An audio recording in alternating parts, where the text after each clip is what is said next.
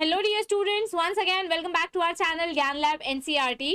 सो finally हम अपना जो चैप्टर हमने आधा छोड़ा था वो हम रिज्यूम कर रहे हैं आपके नीट 2023 के प्रिपरेशन के लिए। आई होप आपने अपनी प्रिपरेशन कंटिन्यू रखी होगी और आप अपनी जो तैयारी है वो अच्छे तरीके से कर रहे हैं। हमने ये टॉपिक लास्ट टाइम छोड़ा था इनहेरिटेंस ऑफ टू जीन वाले टॉपिक पे, यानी कि 5.3 वाला टॉपिक हमने कंप्लीट किया था। 5.3.1 का हमने टॉपिक देखा था जिसमें हमने पढ़ा था independent law of assortment. Yes, law of independent assortment. उसी टॉपिक को आगे बढ़ाते हुए ये जो कॉन्सेप्ट है जो आज मैं बोलने वाली हूँ ये आपके टेक्स्ट बुक में नहीं दिया है, बट इसमें से नीट में एक क्वेश्चन कंफर्म आएगा, इसकी मैं आपको गारंटी दे सकती हूँ।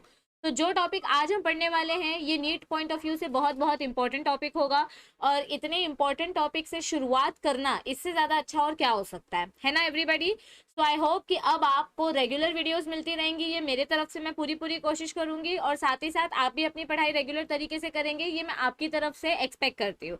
तो आज के टॉपिक में हम स्टार्ट करने वाले हैं टू जीन इंटरैक्शंस के बारे में। इसके बारे में कुछ चीजें मैं आपको बता दूं।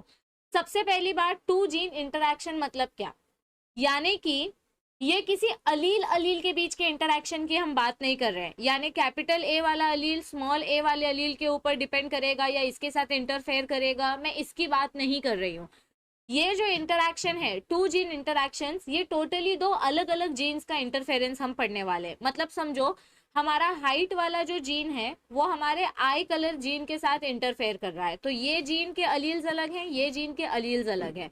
तो दो अलग अलग जीन्स जब आपस में इंटरैक्ट करते हैं तो उनके बीच में जो चेंजेस हमको दिखाई देते हैं उसको हम बोलते हैं टू जीन इंटरैक्शन, और इसको हम इंटरजेनिक इंटरैक्शन भी बोलते हैं।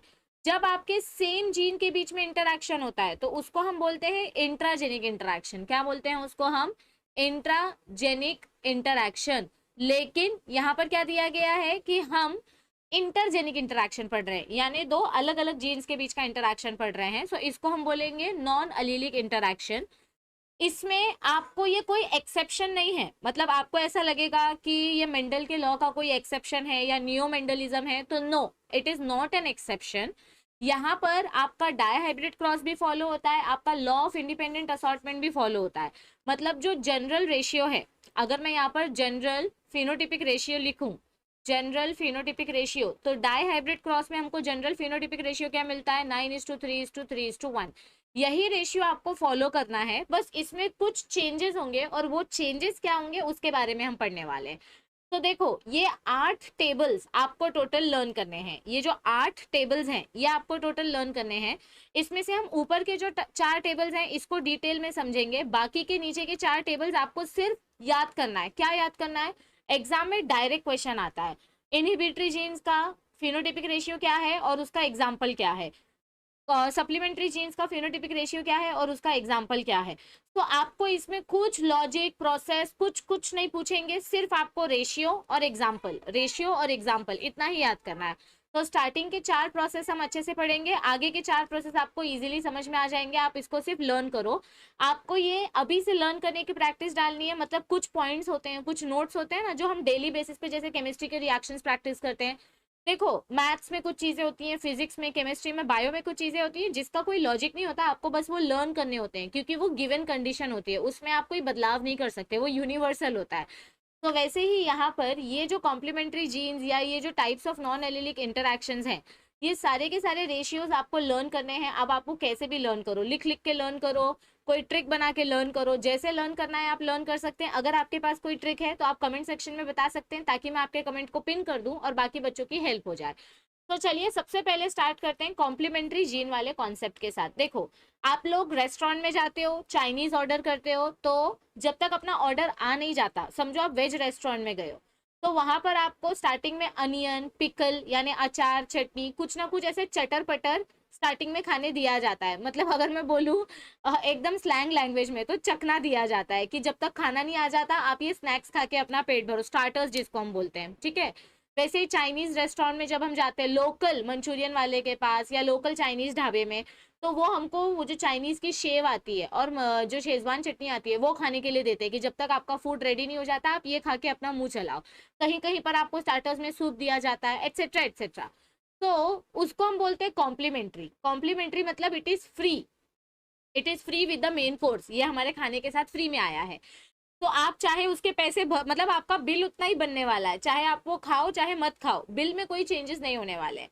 तो कॉम्प्लीमेंट्री जीन्स भी कुछ इस तरीके से हैं कि आप मतलब जो दो जीन्स होंगी हमारी, एक ए जीन होगी एक बी जीन होगी, ये दोनों जीन एक दूसरे के ऊपर डिपेंड करेंगे खुद को एक्सप्रेस करने के लिए। अगर इसमें से एक भी जीन गायब रहा तो कोई दूसरा कलर एक्सप्रेस होगा। इसका मैं एग्जाम्पल आपको समझाती हूँ। देखो, कॉम्प्लीमेंट्री जीन्स हमको कौन से प्लांट में देखने को मिलते हैं? हमको पी प्लांट में देखने नहीं मिलता है। अभी पी प्लांट भूल जाओ, पी प्लांट बहुत पुरानी स्टोरी हो गई, अब यहाँ पे नए नए एग्जाम्पल्स हैं। तो हमको कॉम्प्लीमेंट्री जीन का एग्जाम्पल देखने को मिलता है स्वीट पी में। Okay, sweet pea that is Lathyrus odoratus. तो लथाइरस ओडोरेटस, ये ऐसे 10 बार नाम लिखकर याद करो, sweet pea Lathyrus odoratus, sweet pea Lathyrus odoratus, sweet pea Lathyrus odoratus. तो लथाइरस ओडोरेटस यानी स्वीट पी का जो फ्लावर कलर है उसमें हमको कॉम्प्लीमेंट्री जीन वाला इंटरेक्शन देखने को मिलता है, जो कि क्या है हम देखते हैं।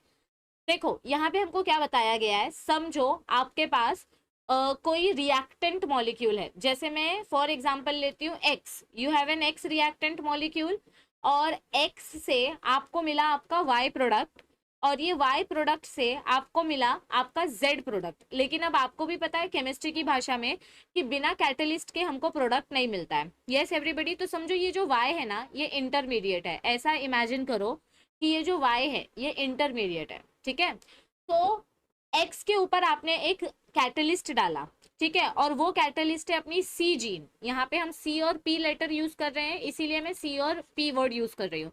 तो हमने यहाँ कैपिटल सी, कौन सा सी यूज किया है? Capital C. तो आपने यहाँ पर कैपिटल सी जीन यूज की एक्स रिएक्टेंट के ऊपर, जिसकी वजह से आपको वाई इंटरमीडिएट मिला। जो अपना रिएक्टेंट है वो कौन से कलर का है? व्हाइट कलर का।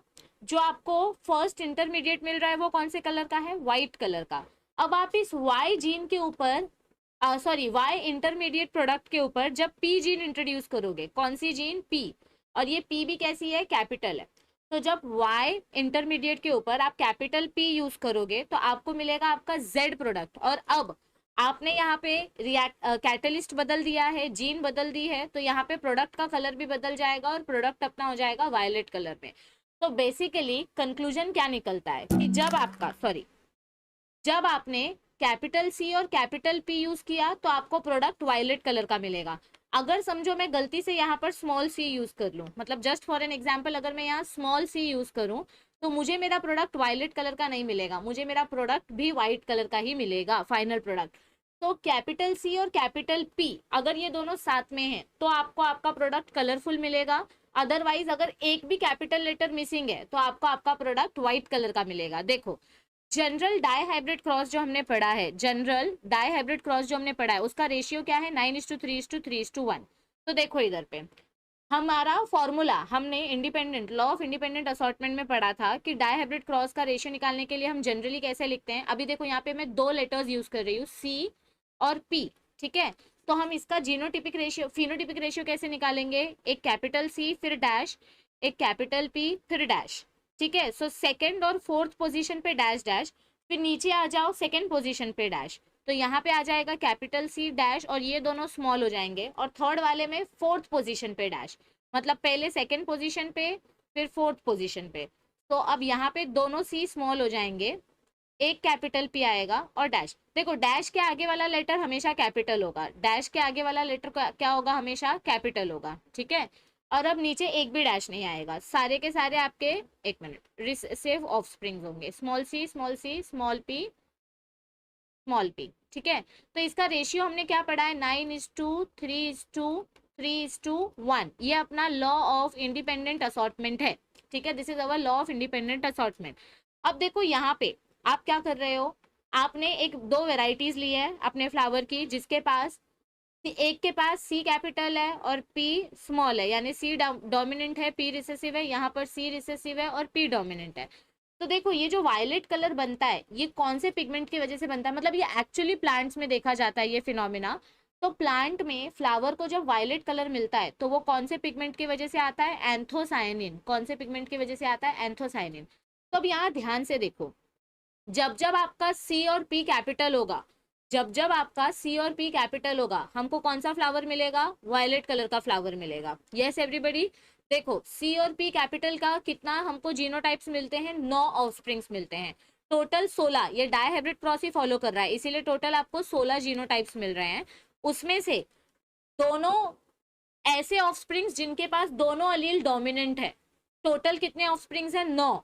ये देखो इसके पास भी एक सी कैपिटल एक पी कैपिटल, एक सी कैपिटल एक पी कैपिटल। यहाँ देखो जितने भी पर्पल कलर के बॉक्सेस हैं सब में एक सी कैपिटल है एक पी कैपिटल है, यानी कॉम्प्लीमेंट्री है।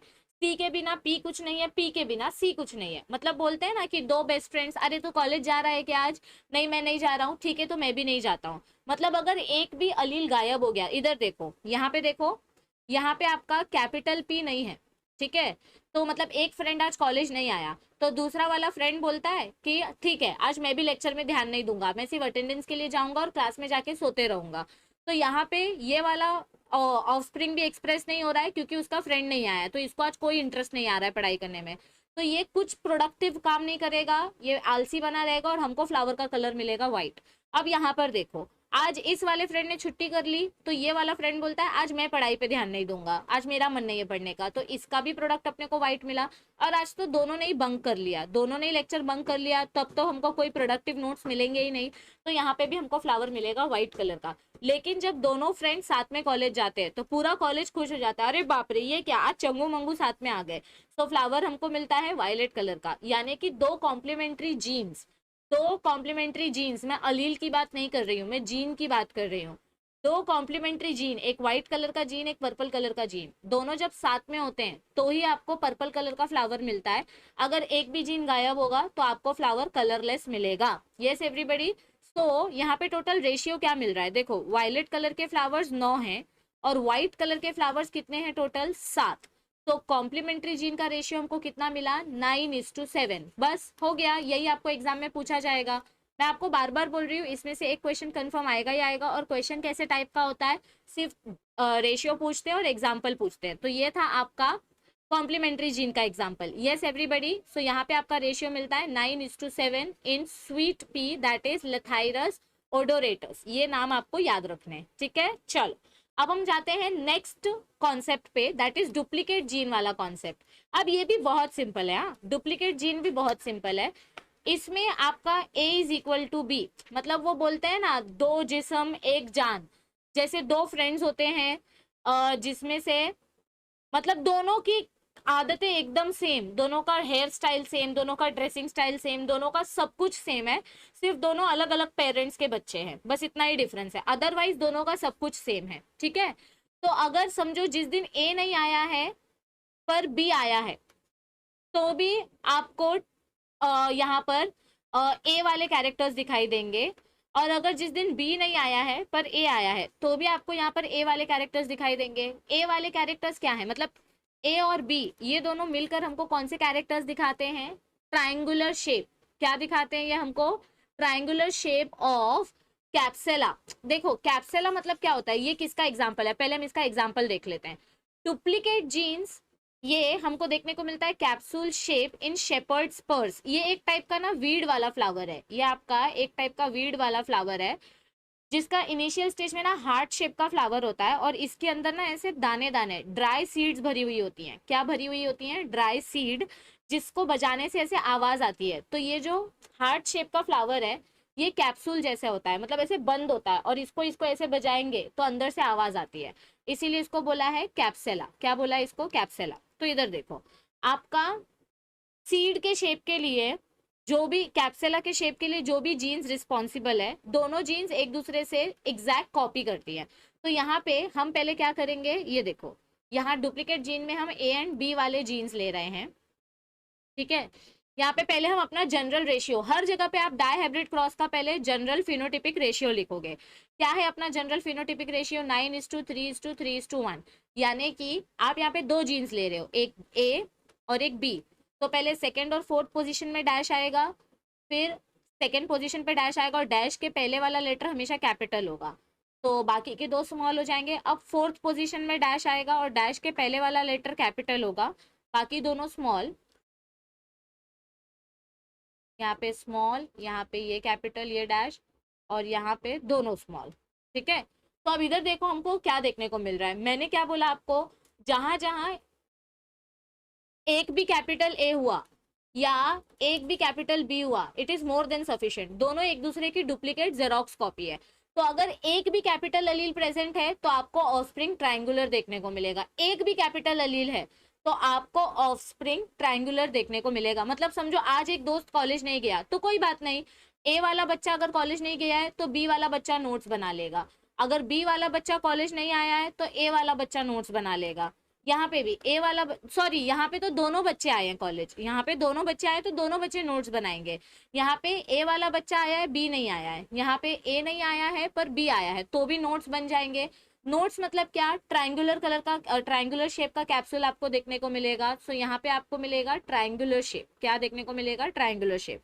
लेकिन समझो अगर दोनों एब्सेंट है, अगर दोनों एब्सेंट है तो कौन नोट्स बनाएगा, कोई भी नहीं बनाएगा। तो यहाँ पे आपको नो नोट्स, यानी कि यहाँ पे आपको ट्रायंगुलर शेप देखने को नहीं मिलेगा। यहाँ पे आपको कैप्सूल का कौन सा शेप देखने को मिलेगा, ओवल शेप, यानी कि ओवॉइड शेप। तो टोटल 16 में से कितने ऑफस्प्रिंग्स हमको ट्रायंगुलर शेप के देखने मिल रहे हैं, 9 3 12 3 15।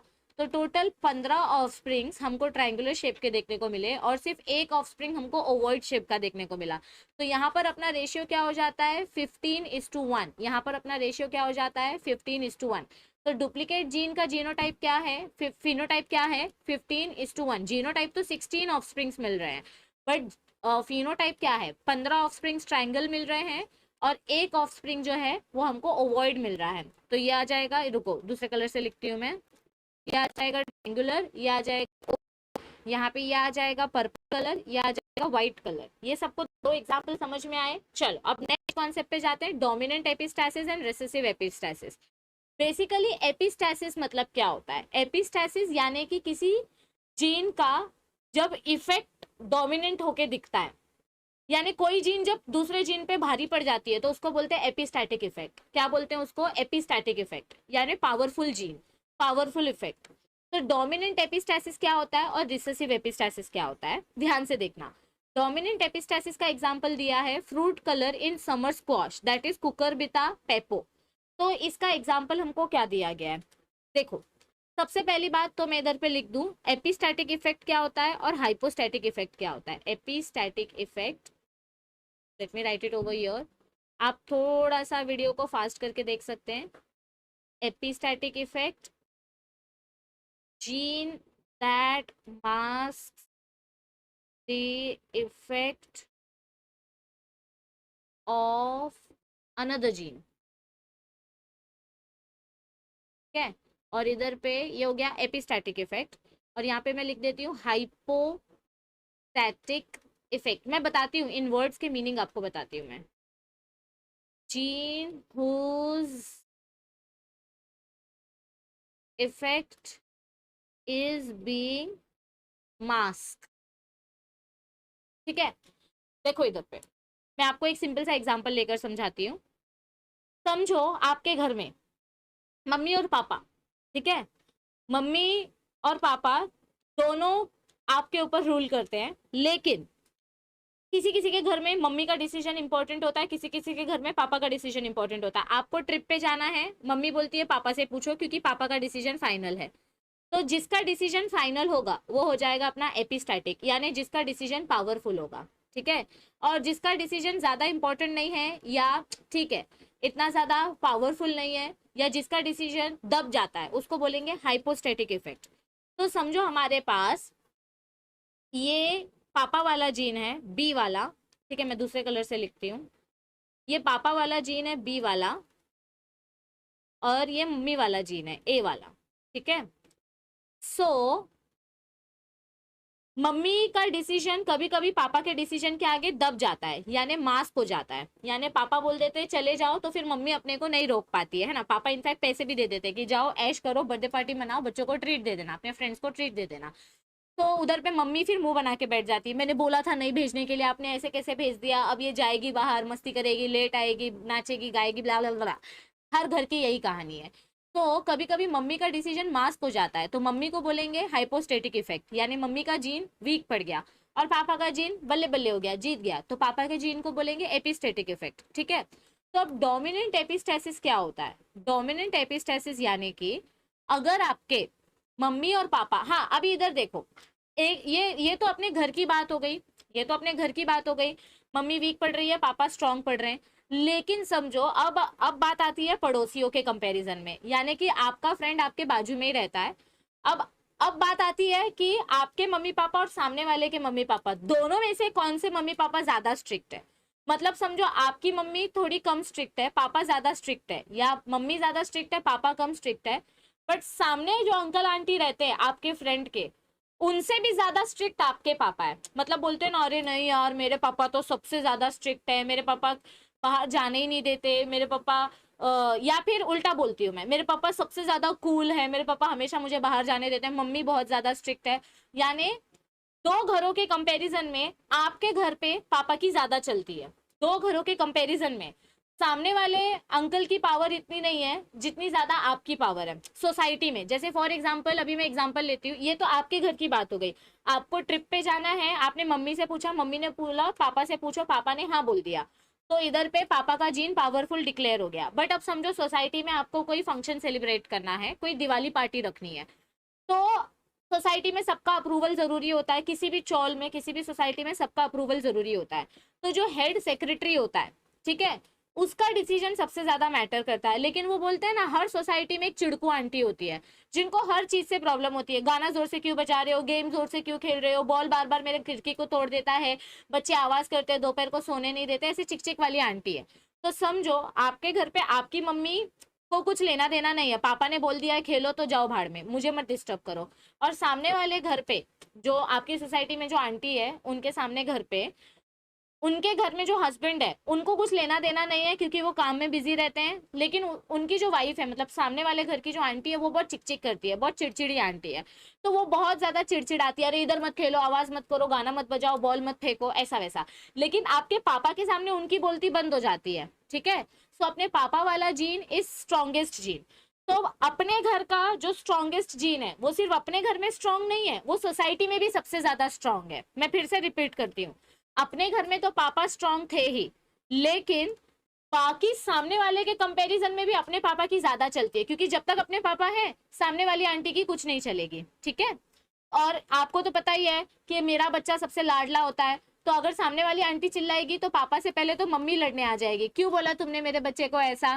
तो जब बच्चे पे बात आती है और दो नेबर्स का झगड़ा होता है, तो बच्चे को दोनों तरफ से फायदा होता है, मम्मी भी सपोर्ट करती है, पापा भी सपोर्ट करता है, यानी कि ये दोनों कैरेक्टर्स में भी आपका जीन एक्सप्रेस होगा। और समझो अगर मम्मी बाहर चली गई है आपकी, तो भी कोई फर्क नहीं पड़ता, पापा अकेले काफी है जीन को एक्सप्रेस करने के लिए। लेकिन अगर नेबर वाली आंटी बाहर चली गई, अगर नेबर वाली आंटी बाहर चली गई, नेबर वाली आंटी के लिए भी हमने ए वाला अलील ही लिया है, तो फिर आपके पापा की चलेगी। अगर पापा बाहर चले गए, देखो नेबर वाली आंटी चली गई तो भी आपके पापा की ही चलेगी, ठीक है।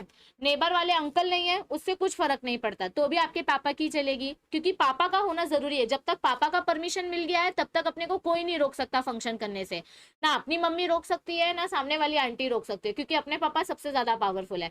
लेकिन जिस दिन अपने पापा काम पे चले गए, उस दिन आपको ग्राउंड में खेलने मिलेगा क्या? नहीं मिलेगा।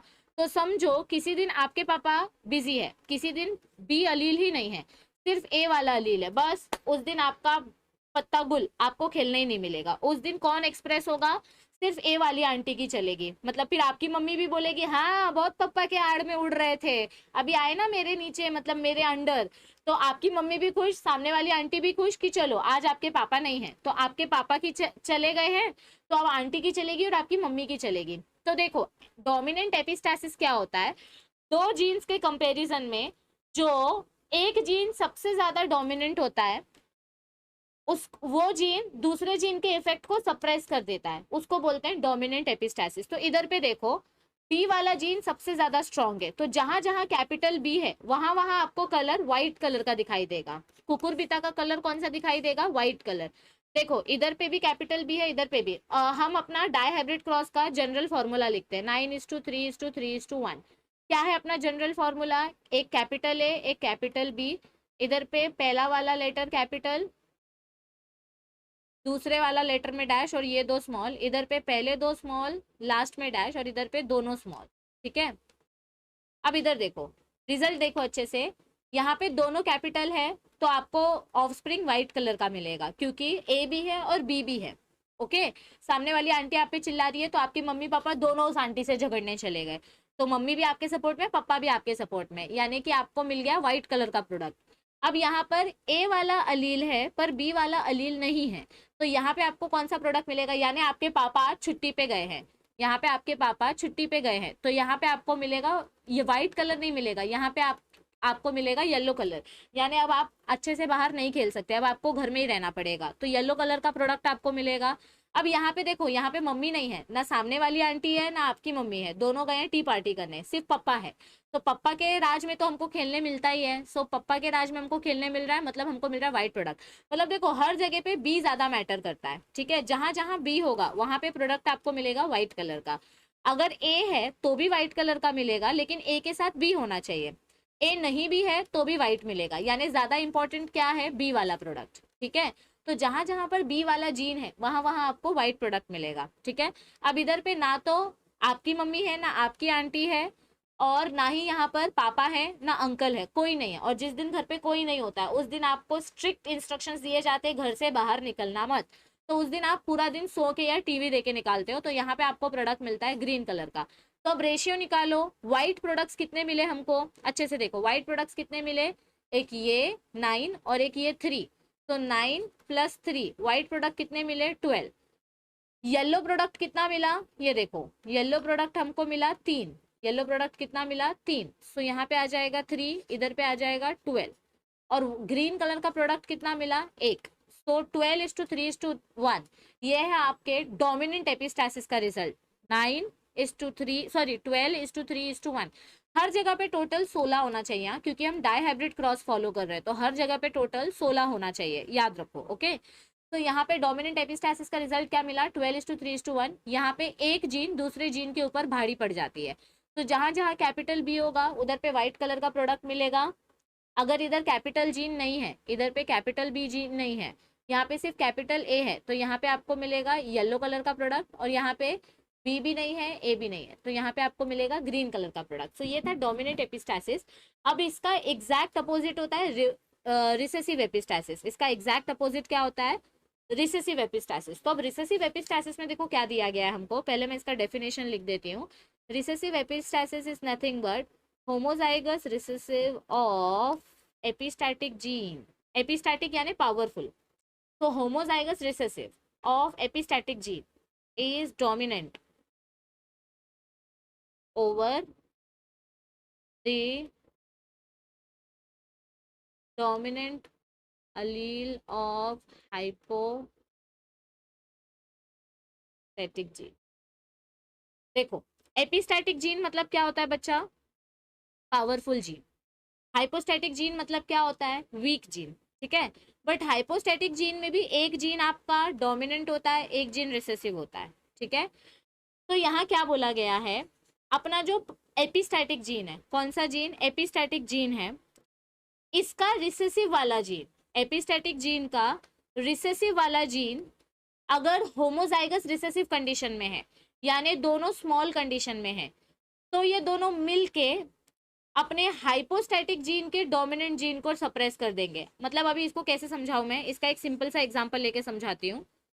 जैसे कि 1 सेकेंड देखो, एपिस्टैटिक जीन के लिए हमने क्या एग्जांपल लिया था, अपने पापा और अपनी मम्मी। ज्यादा पावरफुल कौन थे, अपने पापा पावरफुल, ठीक है, और पापा के सामने वीक कौन पड़ जाती है, मम्मी, ठीक है, अपने घर में, मेरे घर में, या आपके घर में, या किसी के भी घर में। हाइपोस्टैटिक जीन में हमने क्या देखा था, अब भी जस्ट डोमिनेंट एपिस्टेसिस वाले एग्जांपल में सामने वाले जो अंकल आंटी हैं, सामने जो अंकल और आंटी हैं, उसमें से आंटी ज्यादा पावरफुल है और अंकल वीक है, ठीक है। अब इधर बताया क्या है, रिसेसिव एपिस्टेसिस मतलब क्या होता है, अपनी जो मम्मी है ये रिसेसिव जीन है, ये क्या है, रिसेसिव जीन है, ये डोमिनेंट जीन है, ठीक है। यहाँ पे ये रिसेसिव जीन है, ये डोमिनेंट जीन है। तो इधर क्या बोला गया है कि एपिस्टैटिक जीन के जो वीक जीन्स है, वापस रिपीट करती हूँ मैं, एपिस्टैटिक जीन के जो, ये देखो एपिस्टैटिक जीन में से जो होमोजाइगस रिसेसिव है, यानी अपनी मम्मी, ये सामने वाले के आंटी के ऊपर भारी पड़ जाती है। सामने वाला पावरफुल अलील कौन है? आंटी। और अपने घर पे वीक कौन है? मम्मी। लेकिन अपनी मम्मी सामने वाले आंटी से वीक नहीं है, अपनी मम्मी अपने पापा से वीक है, बट अपनी मम्मी सामने वाले आंटी से वीक नहीं है। तो homozygous recessive of epistatic gene, epistatic gene मतलब आपका घर, तो होमोजाइगस रिसेसिव मतलब आपकी मम्मी, तो homozygous recessive of epistatic gene यानी मेरे घर में से मेरी मम्मी। होमोजाइगस रिसेसिव, रिसेसिव यानी वीक यानी कि मम्मी। मैं इधर पे एक एग्जांपल ले रही हूँ, आप उल्टा भी कर सकते हो, जैसे मेरे घर में मम्मी की ज्यादा चलती है, पापा की कम चलती है, तो मेरे घर में मम्मी पावरफुल हो जाएगी। मैं एक रैंडम एग्जांपल दे रही हूँ। तो homozygous recessive of epistatic gene, ठीक है, यानी मेरा घर एपिस्टैटिक जीन है, पावरफुल जीन है, सोसाइटी में मेरे घर की चलती है, लेकिन मेरे घर में पापा की चलती है, तो मम्मी रिसेसिव हो गई। तो मेरे घर की जो रिसेसिव जीन है ये दूसरे घर में उनके पावरफुल जीन्स के ऊपर भारी पड़ जाती है। मतलब मेरी मम्मी मेरे घर में वीक है, बट सोसाइटी में वो बाकी औरतों से स्ट्रांग है। मेरे घर में मेरी मम्मी वीक है, बट बाकी औरतों से सोसाइटी में वो पावरफुल है। तो जब मेरी मम्मी एक्सप्रेस होगी तब बाकी कोई भी अलील एक्सप्रेस नहीं होगा। इसको बोलते हैं रिवर्स एपिस्टैसिस। तो देखो इधर पे, जब आपको दोनों अलील्स यहाँ पर स्मॉल ए स्मॉल सी के फॉर्म में देखने को मिलेंगे। देखो मतलब अभी इसको आप रिवर्स एपिस्टैसिस के एग्जांपल में कैसे ले सकते हो। आपने दो माइस लिया है और यहाँ पर हम क्या चेक कर रहे हैं? माइस का कोट कलर। कोट कलर मतलब क्या होता है? उनके बाहर के स्किन का कलर। तो देखो जब आपके पास दोनों कैपिटल अलील्स हैं, तो ये तो अपने पापा वाला जीन हो गया, ठीक है, दोनों कैपिटल है मतलब पापा वाला जीन हो गया। कैपिटल यानी डोमिनेंट, डोमिनेंट यानी पापा। हमको रिसेसिव चाहिए, हमको क्या चाहिए? होमोजाइगस रिसेसिव अलील चाहिए, ठीक है, ओके। तो जब यहाँ पर दोनों capital A capital C express होंगे तो हमको क्या देखने को मिलेगा? जनरल डाइहाइब्रिड क्रॉस का रेशियो क्या है? 9:3:3:1। और यहाँ पर हम कौन से अलील्स ले रहे हैं? ए और सी वाले अलील्स ले रहे हैं। तो समझो यहाँ पे आ जाएगा एक ए एक सी, यहाँ पे आ जाएगा एक ए दो सी, यहाँ पे आ जाएगा दोनों ए एक सी, और यहाँ पे आ जाएगा ए सी सी। तो देखो इधर क्या दिया जा रहा है हमको, जब आपके दोनों अलील्स कैपिटल होते हैं तो टोटल हमको कितने ऑफस्प्रिंग्स मिलते हैं? 9 ऑफस्प्रिंग्स। कौन से कलर के मिलते हैं? अगाउची कलर। अगाउची कलर या अगाउटी कलर मतलब क्या होता है? ब्राउन कलर, ठीक है। अब यहाँ पे देखो, यहाँ पे सिर्फ मम्मी एक्सप्रेस हो रही है, पापा नहीं है, ठीक है, यहाँ पे सिर्फ मम्मी एक्सप्रेस हो रही है, तो यहाँ पे हमको मिला ब्लैक कलर का अलील। और यहाँ पे सिर्फ पापा एक्सप्रेस हो रहे हैं, तो यहाँ पे भी हमको क्या मिलेगा? ये स्मॉल ए कैपिटल सी। ये देखो जब आपका सिर्फ कैपिटल सी एक प्रेजेंट है, लेट्स सी, देखो जब आपका कैपिटल सी प्रेजेंट है तो आपको मिल रहा है ब्लैक कलर का माउस। कैपिटल सी जब मिल रहा है तो हमको मिल रहा है ब्लैक कलर का माउस। कैपिटल ए जब है तो हमको मिल रहा है व्हाइट कलर का माउस, ठीक है। लेकिन जब दोनों स्मॉल है तो भी हमको मिल रहा है व्हाइट कलर का माउस, मतलब ये भी व्हाइट, ये भी व्हाइट, और ये वाला ब्लैक, और ये ब्राउन यानी अगाउटी, ठीक है। देखो क्या बोलने की कोशिश की जा रही है यहाँ पे, अगर यहाँ पे ना जो पावरफुल जीन है, अपने पापा वाला जो जीन है वो सी है, अपने पापा वाला जो जीन है वो क्या है? वो सी है।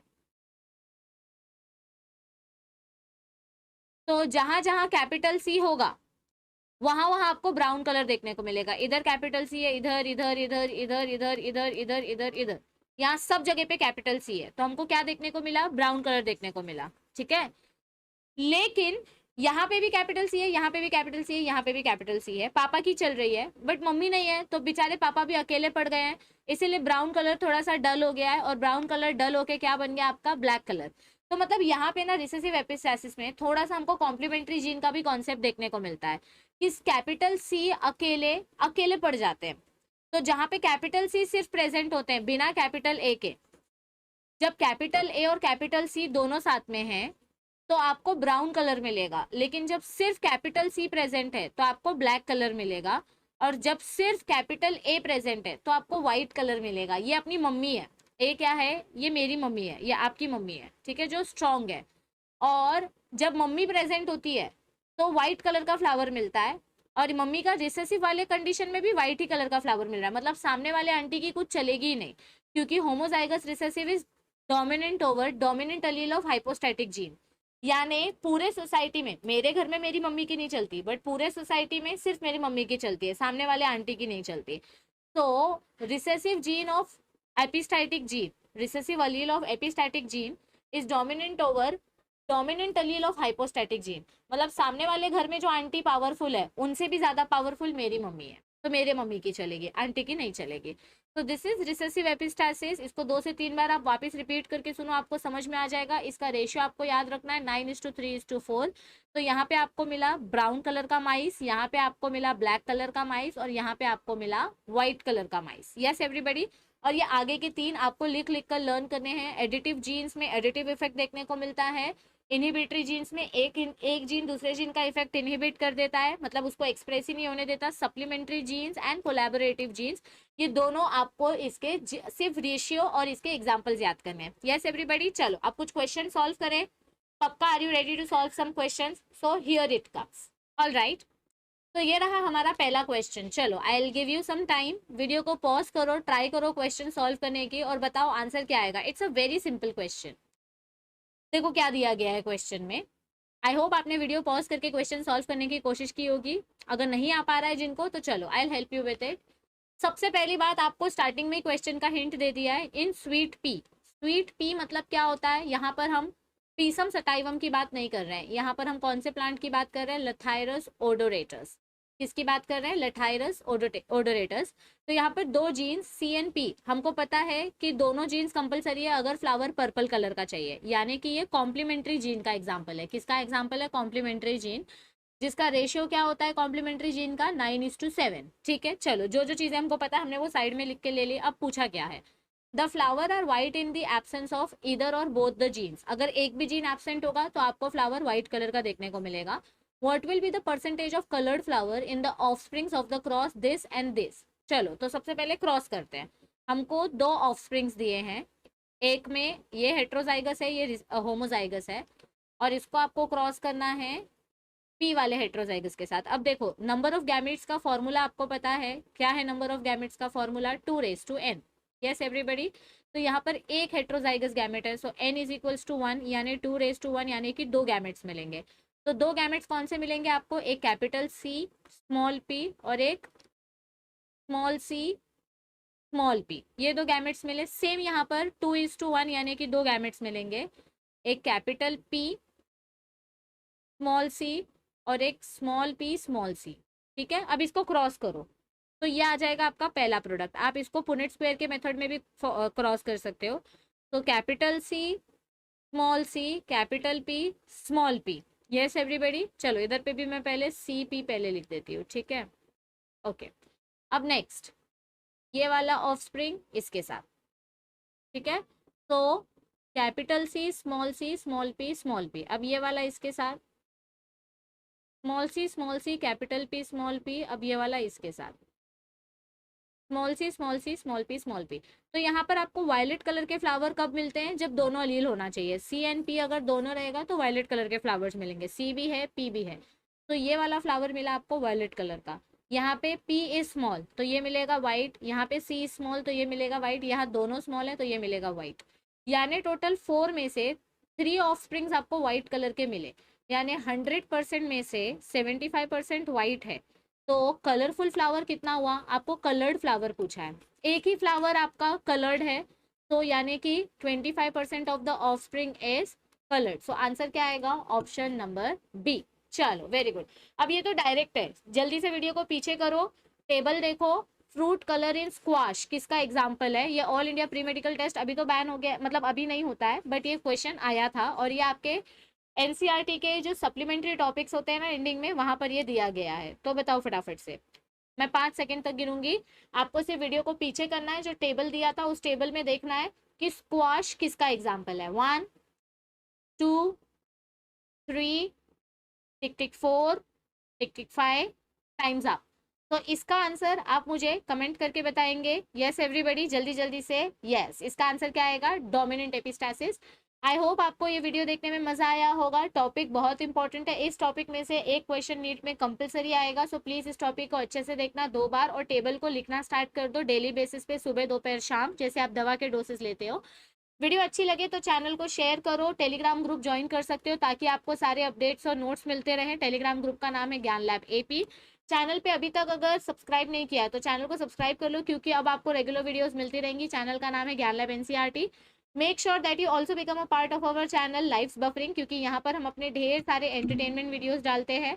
तो आपका एंटरटेनमेंट भी हो जाएगा, यहाँ चिल्ड्रंस डे वाली वीडियो भी आ जाएगी, सो आपको हंसी मजाक का भी मज़ा मिल जाता है। ठीक है, और अगर वीडियो अच्छी लगे तो लाइक कर देना, फ्रेंड्स के साथ शेयर ज़रूर करना ताकि उनकी भी नीट 2023 और 2024 की प्रिपरेशन अच्छे से हो सके, क्योंकि मैं इस वीडियो में कंटेंट एकदम बेस में और डिटेल में कवर करने की कोशिश करती हूँ। अब नेक्स्ट टाइम हम स्टार्ट करेंगे अपने न्यू कॉन्सेप्ट के साथ, जो कि होगा chromosomal theory of inheritance. So I will see you very soon. Stay tuned with our channel. Bye bye everybody. Thank you for watching this video. Thank you.